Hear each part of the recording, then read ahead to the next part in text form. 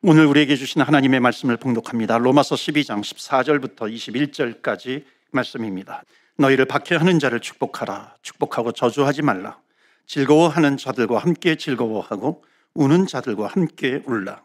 서로 마음을 같이하며 높은 데 마음을 두지 말고 도리어 낮은 데 처하며 스스로 지혜 있는 채 하지 말라. 아무에게도 악을 악으로 갚지 말고 모든 사람 앞에서 선한 일을 도모하라. 할 수 있거든 너희로서는 모든 사람과 더불어 화목하라. 내 사랑하는 자들아, 너희가 친히 원수를 갚지 말고 하나님의 진노하심에 맡기라. 기록되었으되 원수 갚는 것이 내게 있으니 내가 갚으리라고 주께서 말씀하시니라. 내 원수가 줄이거든 먹이고 목마르거든 마시게 하라. 그리함으로 내가 숯불을 그 머리에 쌓아 놓으라. 21절 다 같이 읽습니다. 악에게 지지 말고 선으로 악을 이기라. 아멘. 중세 때에 토마스 아퀴나스라고 하는 그 신학자가 있습니다. 이 신학자가 스콜라 철학의 완성자라고도 불리웁니다. 그런데 이 사람이 스콜라 철학이라고 하는 것은 뭐냐면은 신학과 그 지식의 철학, 그러니까 신학과 지식의 체계가 연결된 거, 결합한 겁니다. 그것을 이제 스콜라 철학이라고 얘기를 하죠. 근데 이분이 굉장히 이성적이었는데 그 말년에 성령을 체험합니다. 하나님의 신비를 체험해요. 그러니까 신비를 체험하고 나면서 글쓰기를 중단합니다. 그러면서 뭐라고 얘기하냐면은 내가 성령을 체험하고 나니까는 내가 쓴 글이 다 지푸라기처럼 보이더라. 그렇게 이야기를 합니다. 그러면서 이제 얘기하는 것들이 있어요. 그것은 뭐냐면은 하나님께서 우리에게 은혜를 베풀어 주셨는데 그 은혜와 또 세상에 자연이 있는데 은혜는 자연을 무시하지 않는다. 자연을 완성한다라고 하는 겁니다. 마찬가지예요. 여러분, 사랑이라고 하는 것은 율법을 무시하지 않습니다. 율법을 완성해 나가는 것이죠. 로마서 말씀, 오늘로서 이제 로마서 강해 설교를 이제 마칩니다. 16장까지 있는데 12장으로 마감을 합니다. 왜냐하면 12장부터 16장까지는 다 연결이 되어 있습니다. 1장부터 11장까지 말씀은 구원이란 무엇인가? 또 복음이란 무엇인가? 은혜는 무엇인가? 구원받은 자는 어떠한 상태에 놓여 있는가? 이것을 아주 논리적으로 구구절절히 잘 설명하고 있습니다. 그럼 마지막 부분에 뭐냐면 그리스도의 영이 없으면 그리스도인이 아니라 성령이 없으면 그리스도인이 아니다라고 하는 겁니다. 그래서 하나님의 은혜로 구원받은 자는 반드시 그 안에 성령이 있습니다. Holy Spirit, 성령이 있는 것이고 성령이 있는 사람은 반드시 그 사람은 변화가 되는 겁니다. 그렇기 때문에 그리스도인은 성령이 내 안에 있기 때문에 그 그리스도인은 변화될 수밖에 없다는 것입니다. 그렇기 때문에 변화가 되면 승리하는 것이고 변화를 이루지 못하면 패배를 당하게 된다는 것입니다. 그래서 1장부터 11장까지는 신앙에 대한 본질적인 설명을 하고 있는 것이고 12장에 넘어가면 이제 신앙 생활을 다루고 있습니다. 그래서 12장이 오늘 마지막인데 12장이 뭐냐면은 이제 변화되는 사람은 그리스도와의 관계에서 변화가 된다. 순종하게 되는 것이고 또는 성도와의 관계에서 어떻게 합니까? 하나님께서 은사를 주셨는데 교회를 아름답게 세워나가는데 그 은사를 사용하고 여기에 중요한 것이 겸손한 성품이다라고 하는 것을 말씀하고 있습니다. 오늘은 12장의 마지막 부분입니다. 구원받은 하나님의 자녀들이 성령님이 내주하고 계시기 때문에 구원받은 그 하나님의 자녀들은 일반 성도를 넘어서 세상의 모든 사람들, 이웃들과 어떤 관계를 가지며 살아가야 되는가라고 하는 것을 말씀하고 있습니다. 그래서 오늘 말씀을 통해서 은혜를 나누고자 합니다. 제목은 선으로 악을 이기라 하는 것입니다. 이제 성경에 인물이 있어요. 성경의 중요한 인물들과 연결해서 말씀을 전합니다. 첫 번째 메시지예요. 자, 14절 말씀 보시겠습니다. 14절의 말씀은 너희를 박해하는, 다 같이 읽겠습니다. 시작. 너희를 박해하는 자를 축복하라. 축복하고 저주하지 말라. 아멘. 자, 저주하지 말라 그랬어요. 이제 17절에 말씀 보시면은 이겁니다. 아무에게도 악을 악으로 갚지 말라. 그 다음에 19절의 말씀에도 보면 원수를 갚지 말고 너희가 하나님의 진노하심에 맡기라. 이렇게 이야기를 합니다. 그리고 21절에 악에게 지지 말라. 그러니까 지금 이게 14절부터 21절까지의 말씀은 뭐냐면 원수를 갚지 말라. 이거를 다른 말로 지금 표현하고 있는 겁니다. 그러니까 그리스도인들에게 보복, 복수, 원수 갚는 것, 이것이 금지되어 있다는 겁니다. 그럼 우리가 그렇게 질문할 수 있어요. 나에게 그렇게 큰 원수가 없어요. 이렇게 대답할 수 있죠. 그런데 여기에 이 원수라고 하는 것은 좀 대표적인 언어로 보면 돼요. 나를 원수라 하지 아니할지라도 나를 심히 괴롭히는 사람이 있어요. 나를 욕하고 있는 사람이 있어요. 나를 험담하고 있는 사람이 있어요. 꼭 또 사람뿐만 아니라 그런 환경이 있습니다. 나를 힘들게 하는 그런 환경이 있어요. 이런 것까지 통틀어서 원수의 범주 안에 넣을 수 있다라고 하는 겁니다. 자, 여기에서 우리는 성경의 인물을 보아야 합니다. 누구냐면 다윗이라고 하는 인물입니다. 여러분, 다윗은 너무나도 잘 알죠. 그래서 사울 왕을 도왔는데 사울은 다윗을 죽이려고 합니다. 다윗은 사울을 위해서 헌신했던 사람이죠. 그런데 그 결과는 뭐예요? 사울은 다윗을 죽이겠다고 쫓아오고 있습니다. 여러분, 이 사울의 인생을 보면 너무나도 불쌍해요. 사울 왕은 이때부터요, 하나님께서 자기에게 주신 에너지, 힘, 그것을 어디에다 사용하고 있냐면 다윗 한 사람을 잡는데 자기의 힘을 다 소모하고 있는 겁니다. 그러니까는 얼마나 불쌍해요. 불쌍한 사람인지 모릅니다. 사울이 성경을 읽을 때마다 불쌍한 사울, 불쌍한 사울, 불쌍한 사울. 거룩한 데 쓸 수 있는 그 하나님께서 주신 힘을 한 사람을 잡는데 모든 힘을 다 투자해요. 에너지를 거기에 다 쏟아버리는 겁니다. 이런 비전이 없는 거예요. 그래서 성경에 보면은 비전이 없는 민족은 망한다 그랬습니다. 이게 잠언에 나와 있죠. 그러니까 거룩한 꿈이 없는 사람은 망하게 되어 있다는 겁니다. 그러니까 인생을 다른 데 다 허비하게 되는 것이죠. 여러분, 하나님께서 나에게 주신 힘이 있습니다. 에너지가 있어요. 그 힘을 거룩한 데 사용하시는 저와 여러분 되시기를 주의 이름으로 축원합니다. 아멘. 그래야 내가 나중에 주님을 만날 때에 주님께 남길 게 있는 것이죠. 그래서 여러분, 사람에 대해서 평생 대적이 되려고 하지 마시기 바랍니다. 왜냐하면 19절 말씀 보실까요? 19절 말씀 아까도 읽었지만 다시 한번 우리 다 같이 읽어볼까요? 시작. 내 사랑하는 자들아, 너희가 친히 원수를 갚지 말고 하나님의 진노하심에 맡기라. 기록되었으되 원수 갚는 것이 내게 있으니 하시니라. 아멘. 다윗은 사울 왕을 죽일 수 있는 기회가 두 번 있는데도 죽이지 않잖아요. 왜냐하면 하나님의 진노하심에 사울을 맡긴 겁니다. 그러니까 이것은 원수 갚는 것은 내가 할 일이 아니라 하나님께서 하실 일이다라고 하는 그런 확신, 그런 마음, 그 말씀이 있었어요. 말씀을 붙드는 믿음이 있었던 겁니다. 그래서 오늘 말씀을 통해서 선으로 악을 이기라. 이 다윗과 사울은 엄청난 그 영적인 차이를 보여줍니다. 자, 그렇다면 우리는 믿음으로 하나님의 은혜로 구원받은 주의 백성입니다. 성령님이 내 안에 계세요. 그럼 성령님이 내 안에 계신 그리스도인들은 누구를 선택할 것인가? 다윗의 모습을 선택할 것인가? 아니면 사울의 모습을 선택해야 할 것인가? 우리는 말씀을 통해서 배워야 한다는 겁니다.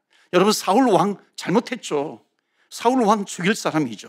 그런데 다윗은 사울을 죽이지 않습니다. 이유가 뭐냐면 하나님께 맡기는 거예요. 그리고 하나님께 맡긴다라고 하는 것은 하나님의 뜻을 기다리는 겁니다. 악을 악으로 갚지 않습니다. 자, 그래서 이때부터 다윗은 도피 여정이 시작이 됩니다.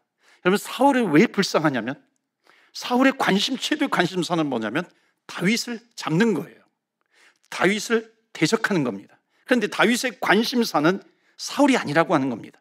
그러니까 다윗의 관심사는 뭐냐면은 내가 내 인생을 하나님 앞에 드리는 것이고 내가 하나님의 뜻에 내 인생이 쓰임받는 것, 이게 다윗의 관심사이고 그리스도인의 모습이 바로 이런 모습이다라고 하는 겁니다. 그렇기 때문에 여러분, 영성이라고 하는 것이 깊어지면 깊어질수록 나를 괴롭히는 사람을 절대로 적으로 느끼지 않습니다.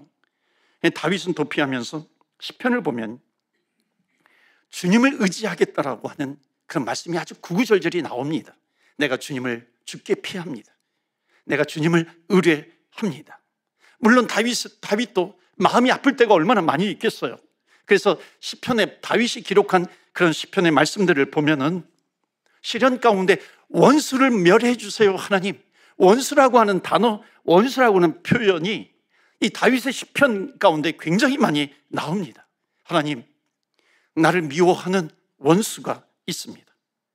그 원수가 나를 그물에 치려고 합니다. 그물에 빠뜨리려고 합니다. 뒤에서 나를 험담하고 있습니다. 나를 욕하고 있습니다. 심지어 나를 잡아먹으려고 합니다. 나를 치려고 합니다. 다윗은 불평을 넘어서 그 원수들을 하나님께 고발하면서 저주하는 듯한 그런 기도를 합니다. 하나님, 그 원수들의 팔이 부러지게 해주세요. 하나님, 그 원수들이 그 벼락을 맞아가지고 죽게 해주세요. 그 머리가 돌에 부딪혀가지고 아주 머리가 깨어지게 해주세요. 그 옆구리가 터져서 죽게 해주세요. 여러분, 이게 성경의 다윗의 고백 가운데 있는 겁니다. 그렇다면 우리는 이렇게 질문할 수 있어요. 다윗은 굉장히 보복적인 기도를 하는 사람이었네. 그런데 여러분, 이 기도는 보복적인 기도가 아니라 내가 원수를 갚겠다라고 하는 것이 아니라 그 원수를 하나님 앞에 가지고 나와서 하나님 앞에 맡기는 겁니다. 여러분, 왜 하나님 앞에 맡길 수 있냐면은 이것은 내가 할 수 있는 일이 아니기 때문에 하나님께 맡기는 믿음이 있었고, 하나님께 맡기면 하나님께서 반드시 처리해 주실 것이다라고 하는 그런 확신이 다윗에게 있었던 겁니다. 그러니까 다윗은 말씀이 있어요. 말씀을 붙들고 기도하면서 나갑니다. 하나님께서 처리해 주실 거예요. 이거에 대한 확신이 있으니까 실제로 사울을 만났을 때는 나이스하게 대합니다. 사랑으로 대하는 거예요. 죽일 수 있는 기회가 2번이나 있음에도 불구하고 죽이지 않습니다. 여러분, 기독교에 사랑의 출발이 있어요. 세상은 사랑이라고 하는 것을 감정과 결부시킵니다. 그러니까 감정이 해결되어야 내가 사랑한다라고 생각을 합니다.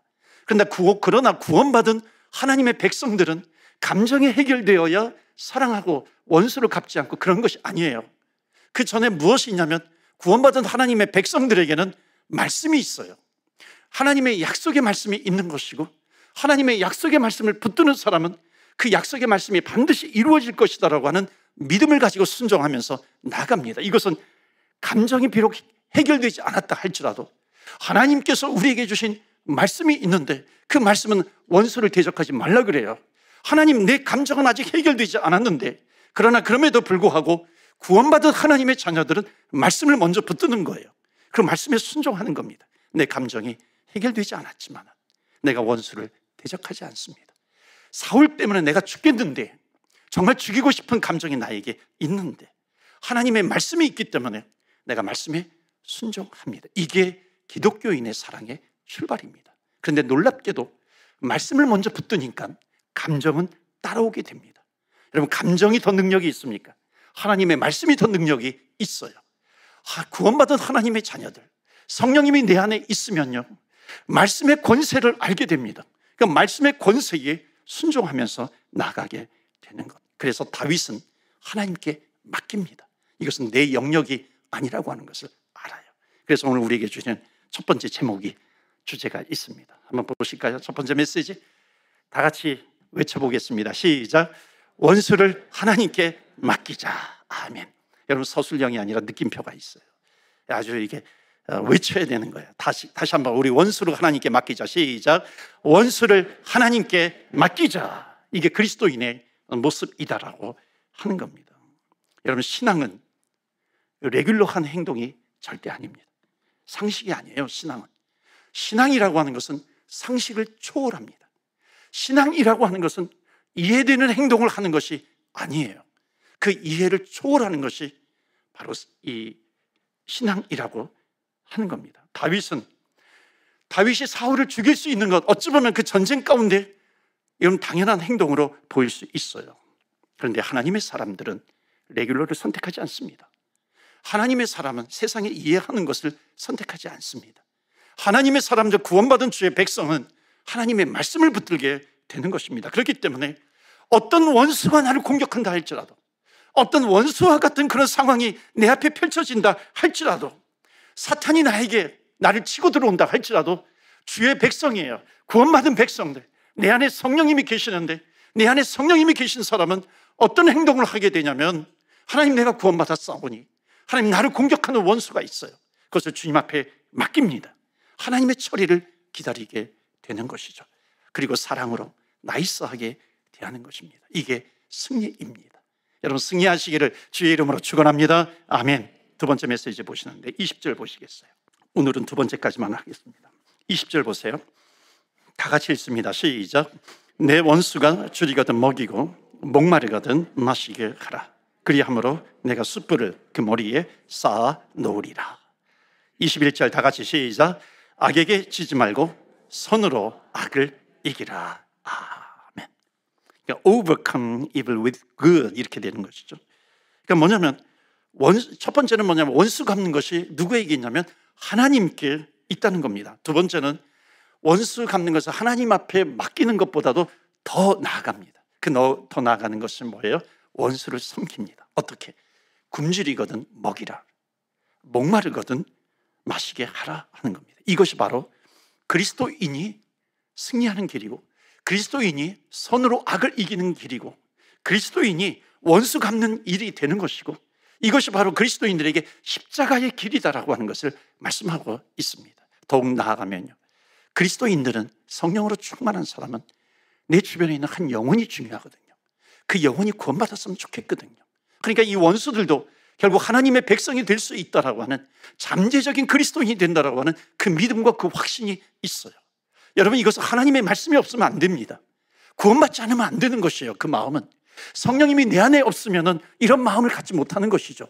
그렇기 때문에 로마서 말씀은 뭐냐면 12장의 말씀은 이제 신앙생활이 나오는데, 신앙생활이라고 하는 것은 그냥 이루어지는 것이 아니라 구원받은 하나님의 자녀들이에요. 은혜가 충만해요. 성령님이 내 안에 계신 사람들이죠. 그러니까 그런 사람들은 악을 악으로 갚지 않는다라고 하는 것, 십자가의 길을 걸어가는 겁니다. 여기에서 우리는 누구를 봐야 되냐면 요셉이라고 하는 사람을 봐야 되죠. 구약 성경의 요셉, 여러분 너무 많이 들어보셨을 거예요. 아버지 야곱은 다른 형제들보다 편애합니다. 그러니까 다른 형제들이 요셉을 팔아버리잖아요. 이집트에 노예로 갑니다. 물론 가정총무가 되어서 잘 될 때가 있었어요. 그렇지만 또 누명을 써가지고 감옥에 갇히는 그런 인생, 파란만장한 인생입니다. 그런데 바로 왕의 꿈을 해석해 주어서 7년 풍년, 7년 흉년, 그래서 세상에 다 기근이 있었을 때에 음식이 있어요. 먹을 것이 있어요. 그 먹을 것을 사러 많은 사람들이 오는데 그 가운데 그들의 형제들도 오게 되는 겁니다. 그래서 요셉과 만나잖아요. 그러니까 요셉과 만났을 때에 지금 형제들은 요셉을 모르잖아요. 요셉은 형제들을 압니다. 의자를 이게 차례대로 앉히는데 첫째부터 르우벤, 시므온, 그 다음에 레위, 유다, 레위 이렇게 차례대로 앉히는 겁니다. 여러분, 형제들이 얼마나 등골이 오싹했겠어요. 아니, 이 총리라고 하는 사람이 우리 패밀리를 아는가? 어떻게 첫째부터 이렇게 앉히는 것인가? 이거 우연의 일치인 것인가? 아닌가? 그러다가 마지막에 요셉이 울면서 나는 요셉입니다, 형님들이요, 나는 요셉이라고 고백을 합니다. 한번 보시겠어요? 창세기 45장 3절입니다. 우리 다 같이 읽겠어요. 시작. 요셉이 그 형들에게 이르되, 요셉이라, 네, 아버지께서 아직 살아계시니까. 아멘. 놀란 거예요. 너무너무 놀란 거예요. 지금으로 말하면 오 마이 갓 한 거죠. 지금 앞에 요셉이, 우리가 팔았던 요셉, 죽은 줄 알았던 요셉이 총리가 되어서 나타난 겁니다. 거기 영어로 보면 terrified. terrified는 뭐냐면 오금이 저리는 거예요. 이제 우리는 죽었구나.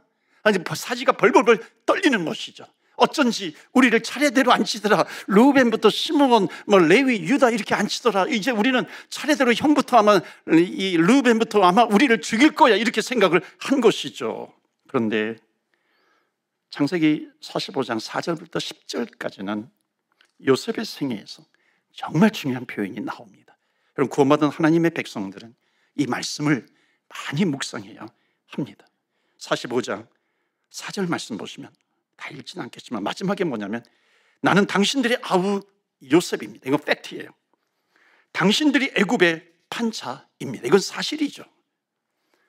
여러분, 참신앙이라고 하는 것이 무엇이냐면 선으로 악을 이기는 것이 무엇인가? 원수가 줄일 때 먹이라는 거예요. 이것이 무엇인가? 여기에서 배워야 합니다. 요셉을 노예로 판 사람은 형님들입니다. 이것은 팩트예요. 여러분 보세요. 형님들이 노예를 팔았어요. 그 앞에서, 요셉 앞에서, 총리 앞에서 죄책감이 드는 거죠. 이제 우리는 죽었다 하는 것이죠. 여러분, 우리가 요셉의 입장이라고 한다면 나한테 잘못한 사람이 있어요. 죄책감을 가지고 앉아 있어요. 큰 소리 칠 수 있죠. 할 말 다 할 수 있겠죠. 당신들이 나를 팔았는데 나는 여차저차 해서 내가 얼마나 당신들 때문에 고생했는지 아시오? 이렇게 얘기할 수 있는 거잖아요. 많은 얘기들을 할 수 있어요.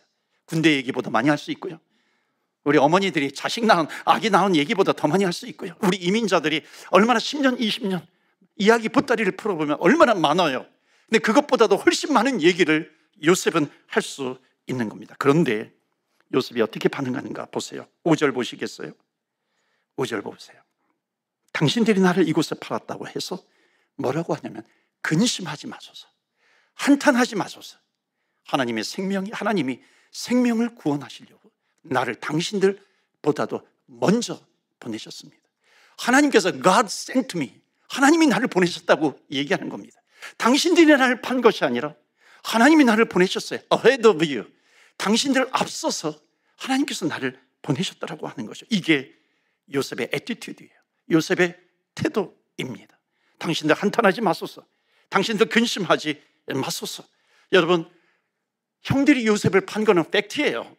그런데 지금 요셉이 이 말씀에서 고백하는 것은 뭐냐면 당신들은 한탄하지 말고 근심하지 마소서, 하나님께서 나를 보내셨습니다. 이것은 뭐예요? 신앙의 고백입니다. 요셉의 신앙이에요. 그러니까 그리스도인은 누구냐면 팩트로 사는 사람이 아니라 신앙으로 사는 겁니다. 신앙으로 산다라고 하는 것이 뭐예요? 우리에게 펼쳐져 있는 어떤 현상들이 있습니다. 상황들이 있어요. 그 상황들을 바라볼 때 우리는 해석을 할 수 있는데, 우리 어떻게 해석을 하냐면 우리는 안경을 끼고 해석을 해야 됩니다. 어떤 안경이냐면 믿음의 안경이에요. 하나님께서 끼워주시는 그 안경을 끼고 우리는 바라보아야 하는 겁니다. 그러니까 요셉은 그 안경, 믿음의 안경을 끼고 그 형들을 바라보니까는 근심하지 마소서, 한탄하지 마소서, 하나님께서 나를, 당신들 앞서서 나를 보냈습니다 하는 고백이 있습니다. 만약에요, 팩트를 통해서만 이야기하면은 이 요셉이 어떻게 얘기했을까요? 당신들이 나를 팔았어.